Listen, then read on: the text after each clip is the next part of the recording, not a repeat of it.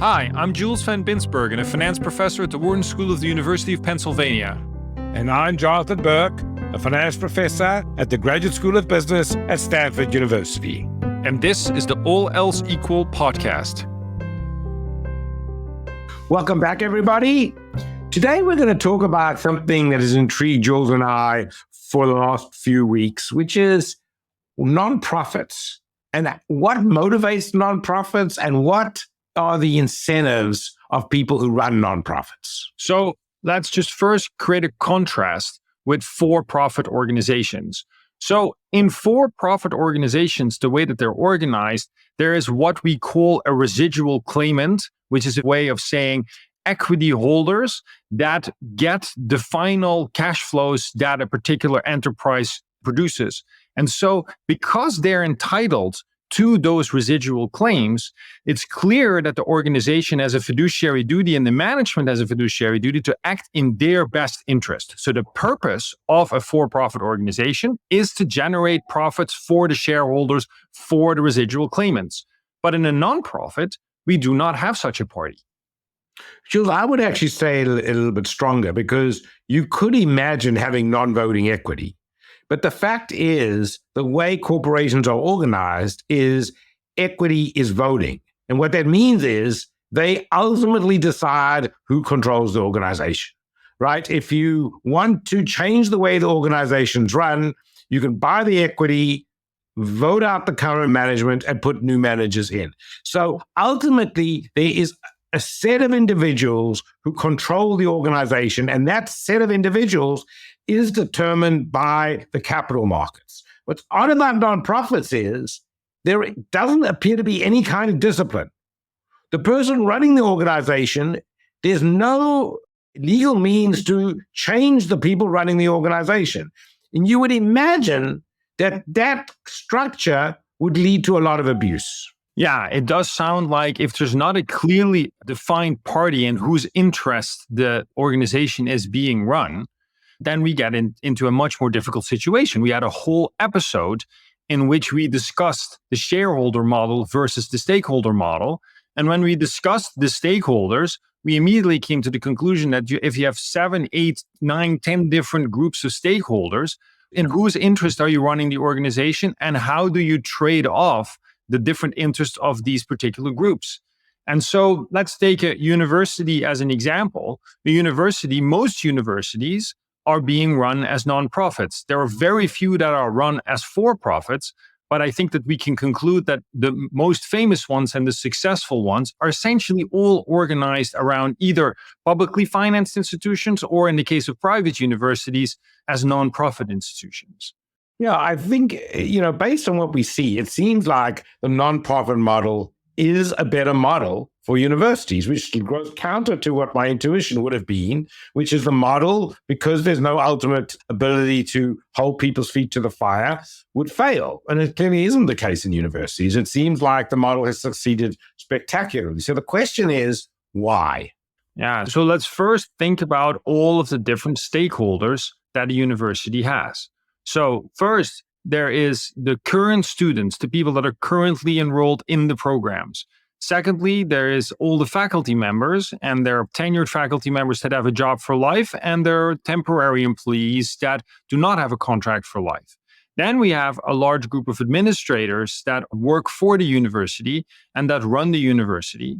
And then we have, and I think this is a very important group to think about, the former students or the alums. And so the alums are people that attended the university in the past. And I think that what we should not underestimate, Jonathan, is what we observe is the enormously strong connection that these alums seem to have with the institution. They seem to have a lot of heart for the institution, and they're willing to actually spend a lot of time and effort on the institution, despite the fact that the institution isn't paying them. Yeah, so I think that's one of the most important insights to explain why the nonprofit system works as well with universities. And it ties it back to our last episode about non-pecuniary benefits. When you go to university, it's a very formative time in your life. It's often, certainly for me, it was one of the most enjoyable parts of my life. And you think back on that. And that non-pecuniary link connects alumni to university in a way that they are willing not only to donate their money, but more importantly, for these very high-profile alumni to devote their time and effort into overseeing the university. And it's not clear to me that if they were equity holders, they would put in that time and effort. I think part of the reason they're putting in the time and effort is because it's a nonprofit and because they see it as a greater good activity. Yeah, because it is true that universities, through the activities that they do generate a lot of value, also outside of the direct measurable benefits to the institution itself. The whole point of having universities is that it creates a greater good for the rest of society. And it does indeed seem that these alums are spending the time and effort on this for that greater good. And so, Jonathan, maybe it is the case that because the university gets this buy-in from alums and these donations from alums, that actually has quite a disciplining effect on how the organization is run. Because I think that the reputation of university is very important for keeping on generating those donations and that involvement. And that means that the way that universities run today should be very wary of damaging that reputation. Yeah, I agree. And I think that's a very important insight. Look, you could think of, in a regular corporation, the equity holders could vote with their feet. They get set up, they sell their stock, and that lowers the price and makes it difficult for the firm to raise capital. In the nonprofit world, and particularly in the university world, the way the people who are ultimately the people in control, the way they vote is they don't longer give more donations. So the university administration are sensitive to the fact that if they damage the reputation or they do things that the big worry is they do things that benefit themselves at the cost of the university's reputation. And that behavior could be very costly because if the alumni stop donating money, the business model is broken. So this idea of constant donations, I think, is the crucial element that makes this model work. Yeah, although one important difference though, Jonathan, and I do think that may be a benefit of a publicly traded corporation, is that a publicly traded corporation has a market price that can instantaneously adjust, and it's visible to everybody immediately that the stock price drops if something bad happens to the company. Whereas I think that the reputation of a university is a more persistent thing that responds slowly. But I think your mechanism that you described is exactly right. That's still in play. It just responds more slowly. Yeah, so I guess the puzzle is it's surprising it works as well as it does. Because you're right. Reputations respond so slowly that I'm not going to say right now, but I have two universities in mind that are on a steady, long decline. And how long it's going to take for those universities to realize that they're on this long decline, I don't know. But it's surprising that it works as well as it does. Okay, well, with that in mind, why don't we introduce our guest? Our guest today is Daniel Diermeier, who is a political scientist who currently serves as the 9th Chancellor of Vanderbilt University. Previously, he was the David Lee Schilling Law Distinguished Service Professor at the University of Chicago, where he was also the provost. So, Daniel, thank you so much for being with us today. It's a great honor to have you on the podcast. Well, thank you. Thanks for having me. I love the podcast, listen to it regularly, so it's wonderful to be part of it. Thank you. So the first question that we would like to dive into is that when we look at for-profit organizations, I think there is a sense of what the objective of such an organization is. So there are equity holders and people act in the best interest of those equity holders. When we talk about a nonprofit organization like Vanderbilt, what would you say is the objective of such an organization? Yeah, I think that obviously it varies tremendously from one organization to the other. In the case of a research university, it's always the same. It's like to produce path-breaking research and a transformative education. So being clear about what that mission is of course essential. And then you have to organize around that. So that statement you just made does have a temporal component to it, right? So meaning you can do education now, you can do education in the future, you can do research now, you can do research in the future. What are you trying to achieve over what horizon? Well, as you know, universities are some of the oldest institutions that we know, right? I mean, the University of Bologna, I think, started in 1088, Oxford, Cambridge, University of Paris. So they are built for the long haul. And I think their structures and the way they're financed really speak to that. My sense is that the success you're going to have in the long run It's driven by the quality of work and the reputation that comes with that right now. So you're not going to be successful as a university by storing away resources that then can be used 50 years from now. What you're doing right now is you're trying to do the very best work that you can on the research and educational side, and that generates the type of resources that you need. And by resources, I don't just mean financial resources, but if you are viewed as a great university, your destination for talent, people want to support you, and that creates the momentum then to build a great future. So how actually do you make that decision? I mean, as a faculty member, I've often wondered about this because let's say I could choose to spend more money today and look at that and say, well, that means I have less money to spend in the future. Or you could say, no. By choosing to spend more money today, the future will be different. And in fact, we'll have more money in the future because either the research will produce tremendous benefits or the students we educate will go on to be very successful. They donate more money. So how do you make that investment? And does anybody think about this in a rigorous way? Not in a rigorous way, I don't think. But the way you describe it, I think these two pathways, I think are right. There is some debate on that, on kind of intergenerational equity, particularly when you think about endowments and so forth. But my sense is that the most successful universities very much think about this in the second path. Is that what you want to do is the future is different. Tomorrow goes to today. And what we're doing today, if we're successful there, it creates this feedback loop that then hopefully will generate a successful future as well. So just to give you one example, right? When you look at fundraising, most fundraising for most places is focused on alumni. So people support the university because, if you will, the degree that they have goes up in value if the university does well, and they have an emotional connection with the university. So that's what they do it. But there are a few universities, very few, a handful, that are able to secure philanthropic resources because they're the very best place in the world where that particular type of work can happen. And once you are at that level, of course, your access to philanthropic support is much larger. And the same is true, I would say, or would argue, with respect to professors, with respect to talent, with respect to students and so forth. So that's why the excellence that you create today, and then very importantly, the reputation that comes with that, becomes a magnet for talent and resources. And that's the path to success. What I find very interesting indeed about what you said is really that the university's biggest asset that has the largest value is in fact not the endowment itself. It's the reputation that it has and the brand name that it has that will generate further talent attraction, patents, and also alumni donations in the future. 100% true. I mean, my sense is the business model of again, these are for a particular segment of universities, is exactly that. You do great things, that increase your reputation, that allows you to attract resources and talent, that allows you to do great things, and that's the way it goes. So Daniel, what you're saying is right. The reputation of the university is, of course, the greatest asset in the university. The question, of course, then is, how do you protect that reputation? I mean, there are a lot of people that would like to benefit off that reputation, but in benefiting, hurt the reputation. How do you deal with that? This is hugely important and very challenging. And I think the first most important thing when you think about defending or protecting reputation is to be super clear who you are and what your values are and what the principles are that are really constitutive for the greatness of this particular place and the eminence of this particular place.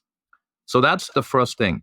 And then when you're thinking about threats to the reputation or crisis that you may have, maybe because somebody's acting in a particular way that's inappropriate, then the way you have to communicate that has to be in line with these values, and it has to be sophisticated enough to understand that the reputation that you're dealing with is often not just one group of people, but multiple people.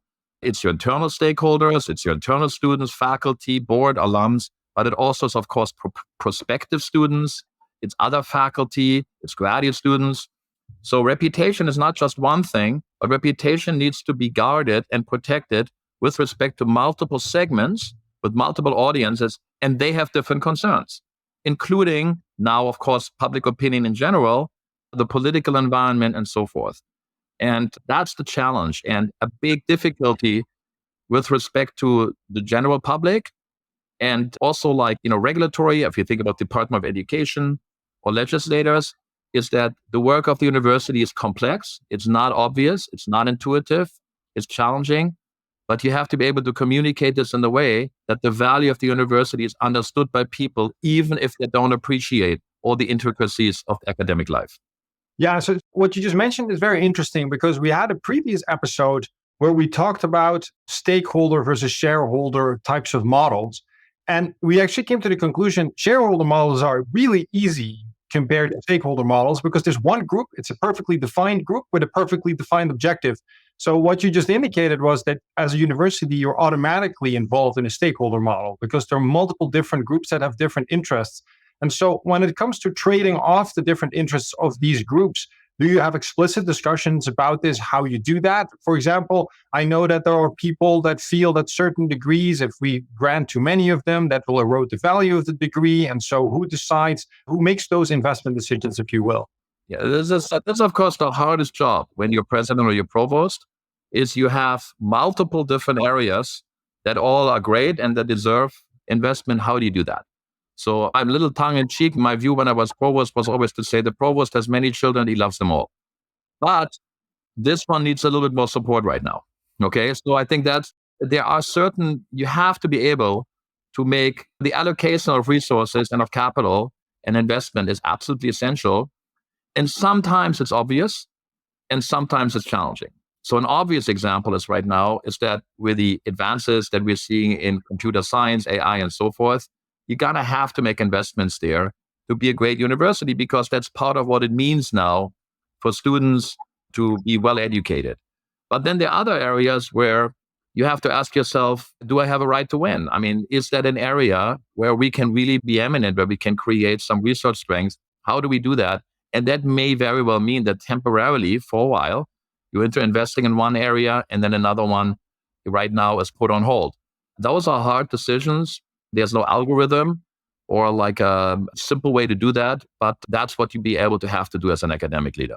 So Daniel, in thinking about the organization of a nonprofit, there isn't a residual claimant. There isn't a set of people with the eye on the ball looking at what's going on. Now, I admit not every for-profit organization has that effect of people, but ultimately every for-profit organization does have, in the end, somebody whose pocket is going to be reached into or whose pocket might not get a dividend.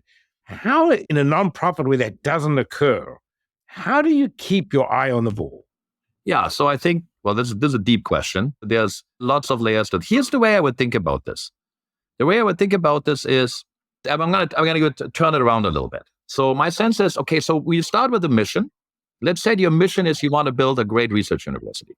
Okay, you can, in principle, be for-profit, you can be non-for-profit, and then you have to make some investments, and you ask yourself, what are the sources of capital to make that type of an investment, right? Well, what are the sources of capital that are available to us? Well, we can save our cash, we can go into debt.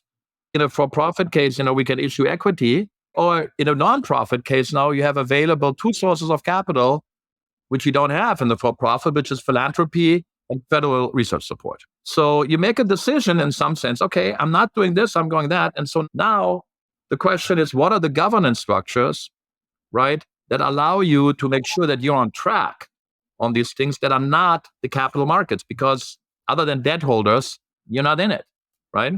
And the debt, university is typically a very conservative debt structure, so that's not really a constraint in any meaningful way. So the challenge there is that, of course, the governance structure comes down to the board, and the board is their variety in how they're organized. They have fundamentally, that's their job to do that, but it's not their money, right? But it is their reputation, because many of the board members are alums now, so they have a very strong stake in the university, and so they really want to make sure that the place that they love is run well. So it's not through, I don't think it's directly through a financial interest or fiduciary. It's deeper than that. It is for people, it's a thing that they care about deeply. And remember, the bond that alums have with the university is really deep and unique. I mean, when people in a conversation, one of the first things they say is like, well, I graduated from this and that university. When they go to the gym, they wear a t-shirt with the university on it.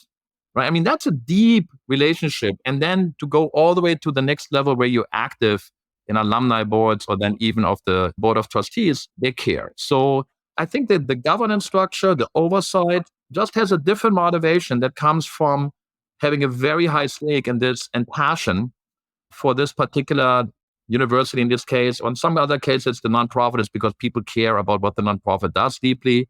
That's where this comes from. I think that's a fantastic point. I mean, I often tell the students also when they're about to graduate, I often say to them, listen, in the end, faculty and administrators have a job at the university. And so when they switch jobs, it will be their next job, and then they will be employed by that next university that they're working at. Whereas as an alum, you are permanently linked to that university. In your DNA now, it will never go away. It's part of your identity. And I think that deep connection, I think, is one that's very important to keep in mind.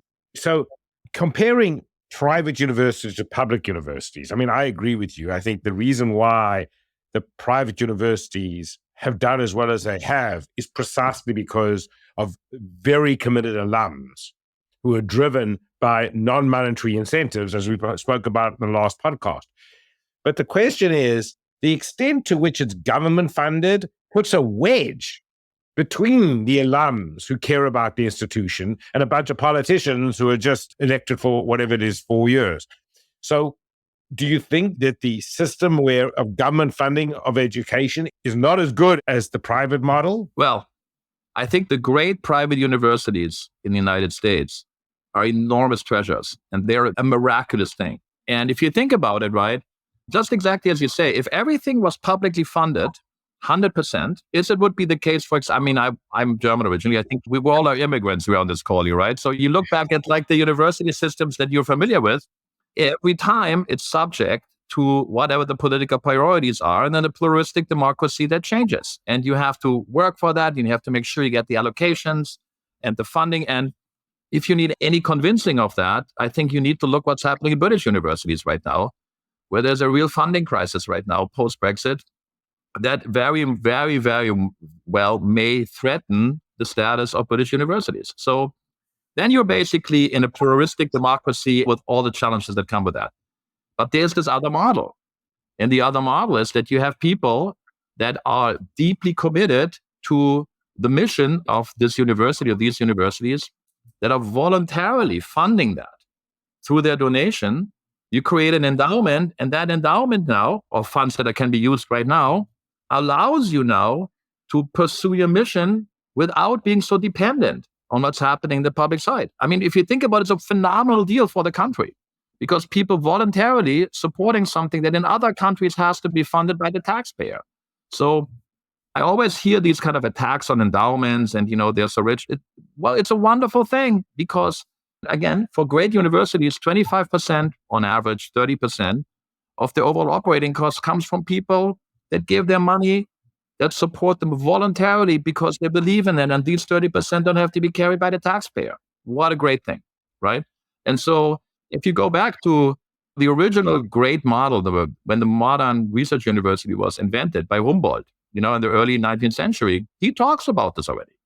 He talks about how critical it is that research universities, to be able to pursue their mission freely, as much independent as they can from the vagaries of public policy and the political debates of the day, should have an endowment, and that should fund at least a large part of the operations. So this is a phenomenal thing, and it's no accident that they're the envy of the world. So then we talked about the private versus public, but let's go to the other side. One thing that is also interesting, I think, is that essentially none of the top universities in the United States, or maybe even in the world, are organized as for-profit organizations. Yes. Right? And so clearly there's something about that model of the nonprofit that seems to work for this particular sector. So there's something that the nonprofit can achieve that the for-profit market-based model wouldn't be able to achieve. So is that just that loyalty that you talked about earlier for people being in it for the right reasons, or is there something else as well? So that's one piece, of course. But the other piece I think crucially important is really how research is financed. And the problem is that the research, the basic research that great universities are engaged in, generates a tremendous amount of social benefit. So there's great work now by Ben Jones and Northwestern and co-authors that basically say for every $1 the government puts in through research support, we get $5 back at least. It's an enormous return. But the problem, of course, is that return, given the way university is structured, is not captured by the university. It's picked up by all sorts of things, sometimes companies, sometimes other researchers. So the model where we're freely sharing ideas and where we're having publications generates an enormous value, but it's very difficult to capture that inside one organization. And of course, much of the research is very basic. It's very long-term. It doesn't have a direct context. It doesn't have a direct application. So very, very difficult to imagine how this would work at a for-profit university. I'm going to say something provocative now. I think actually that universities have a huge advantage over research R&D shops and for-profit companies. And in part, the reason is that, first of all, there's funding that comes from the government. But setting that aside, the investment in research infrastructure, right, because we also teach, and we use this for education of graduate students, undergraduates, so it's kind of a multi-purpose use of the same thing with defrays the cost, of course. So I think we're not really fully appreciating the enormous innovation machines that research universities are. And with their specific design, they have huge advantages, both over for-profit entities, universities or for-profit universities, or even R&D that's happening in companies, and also research that's entirely publicly funded. Yeah, I mean, just listening to you, it's hard not to see that the for-profit companies will look at the externality and say, well, it's benefiting other people, not us, and not make the investment. And the whole point about a university is they don't care about that. Exactly. Because it's a philanthropic organization. That's exactly right. And if you think about it, you run a lab and you're trying to develop particular technology and it's just not coming to fruition. Okay, you're still with a bunch of papers. That's useful because we now know what not to do. And you educated a new generation of graduate students. And whether it becomes something that's commercially viable, well, that's extra. And that's just not the core component, but it is a very useful thing. And when we think about it in terms of the social impact. Well, Daniel, thank you so much. This has been a really interesting podcast. I mean, I've learned a lot on this podcast. Well, very good. Very good. This was fun. Thank you very much for having me. I really enjoyed the conversation. It was great, Daniel. Thank you.